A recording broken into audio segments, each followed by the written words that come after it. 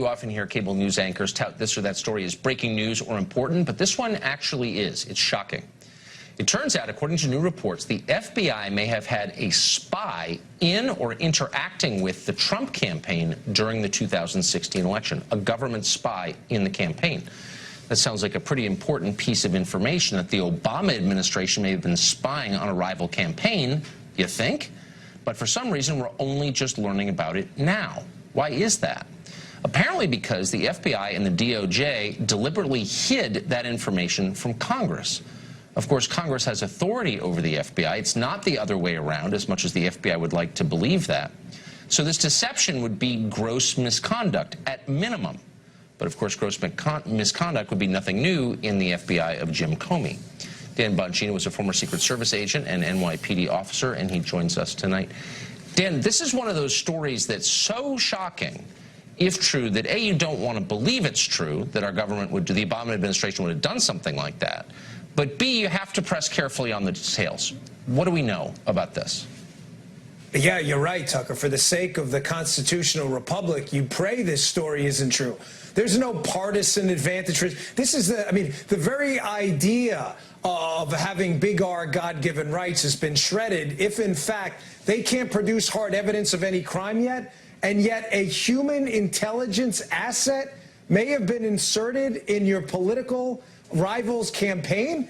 I mean, how this isn't front page news on every newspaper across the globe is stunning. But Tucker, that's not it, though. Keep in mind, just a couple weeks ago, Devin Nunes on this network in an interview with Maria Bartiromo had another bombshell, that there was no official foreign intelligence through official channels passed into the United States. That was a huge bombshell, because notice what he didn't say. He didn't say it didn't pass through unofficial channels. So we know two things. Potentially that information was laundered through the State Department and potentially the U.S. Senate, and yes, we know there was potentially a human asset in the Trump campaign. Unbelievable. Is there any precedence for this? Has this ever happened before? Has it ever been alleged before in a presidential campaign? Not in the United States. I'm sure it's happened in some spy novels and in some third world countries where this may be common. But Tucker, this is a story so unbelievable on its face that I've said to people, it's like the sickest spy novel I've ever read, except it actually happened. If you were to give this to a book agent and tell them it was a story about the United States government, they very well might laugh at you and say, this is so absurd, this could never happen. But Tucker, I have my suspicions about who this asset is, as do many others, by the way. This is going to be explosive, though, when this name comes out, because the list of suspects is very short. And there are some very suspicious people who are connected to people within our intelligence community now. But this is the key point, Tucker. Also connected to political operators working for Democrats, while connected to foreign intelligence assets as well. This is really serious stuff. This isn't a joke. And like you said before, I really wish none of this was true, but it appears sadly that it is. Well, I mean, it would be a crime to begin with. Do you think it's true? Is there evidence that the FBI was receiving information from within the Trump campaign during the campaign? Yes, and they're not only that. I believe there's more than one source for the FBI. Now, whether there was more than one source that was paid may be an entirely different story.